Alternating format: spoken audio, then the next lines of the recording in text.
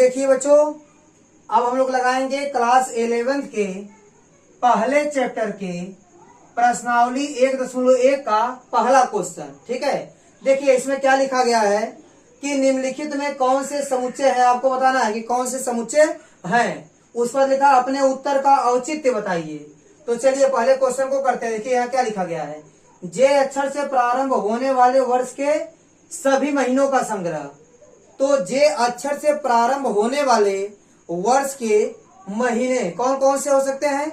जनवरी, जून हो सकता है, जुलाई हो सकता है। ठीक है, तो जे से प्रारंभ होने वाले वर्ष के जो महीने हैं, ठीक है, वह एक कैसे संग्रह है? सुपरिभाषित है। आप किसी से भी पूछेंगे तो आपको जवाब एक जैसा ही मिलेगा। तो आप लिखेंगे जे अक्षर से प्रारंभ होने वाले वर्ष के सभी महीनों का जो संग्रह है वो सुपरिभाषित है, इसलिए यह एक समुच्चय होगा। अब आते हैं क्वेश्चन नंबर दूसरे पर। यह लिखा गया है कि भारत के 10 सबसे अधिक प्रतिभाशाली लेखकों का संग्रह। यह आपका क्या होगा? यह आपका समुच्चय नहीं होगा। देखिए, क्योंकि एक लेखक अलग अलग व्यक्तियों के लिए प्रभावशाली हो भी सकता है और नहीं भी हो सकता है। अगर मान लीजिए कोई 10 प्रभावशाली लेखकों का संग्रह आपको करना है, ठीक है, तो आपका संग्रह और दूसरे का संग्रह मैच नहीं करेगा। ठीक है, डिफरेंट जवाब आएंगे। तो यह संग्रह क्या है? सुपरिभाषित नहीं है, इसलिए यह एक समुच्चय नहीं है। आप यहाँ लिख देंगे यह एक समुच्चय नहीं है। और पहला आपका क्या था? समुच्चय था। अब तीसरा देखिए, विश्व के सर्वश्रेष्ठ 11 बल्लेबाजों का संग्रह। यह भी आपका समुच्चय नहीं होगा। क्यों नहीं होगा?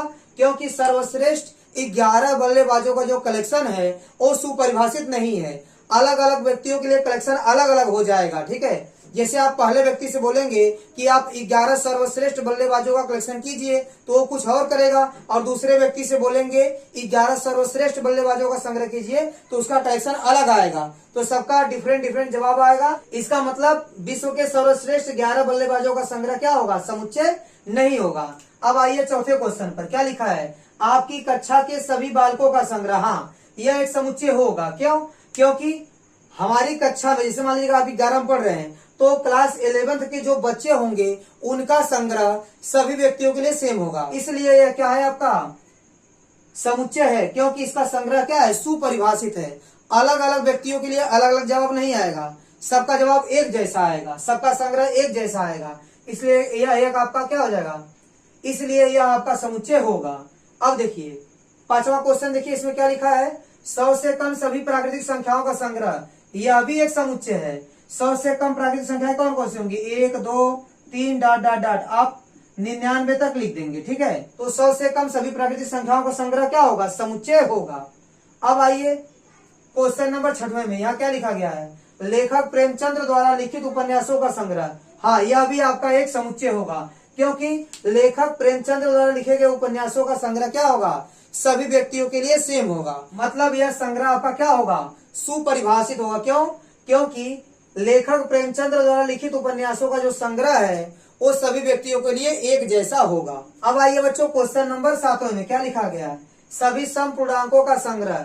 यह भी आपका समुच्चय होगा, क्योंकि सभी समपूर्णांकों का संग्रह सभी व्यक्तियों के लिए एक जैसा होगा। यदि आप समपूर्णांकों का संग्रह करने के लिए बोलेंगे तो सबका जवाब एक जैसा आएगा। इसका मतलब यह क्या है? आपका सुपरिभाषित संग्रह है, तो यह आपका समुच्चय हो जाएगा। ठीक है, इसके बाद करेंगे क्वेश्चन नंबर 8 को और 9 को। अब देखिए बच्चों, आप कर लीजिए क्वेश्चन नंबर 8 को। क्या लिखा है? इस अध्याय में आने वाले प्रश्नों का संग्रह।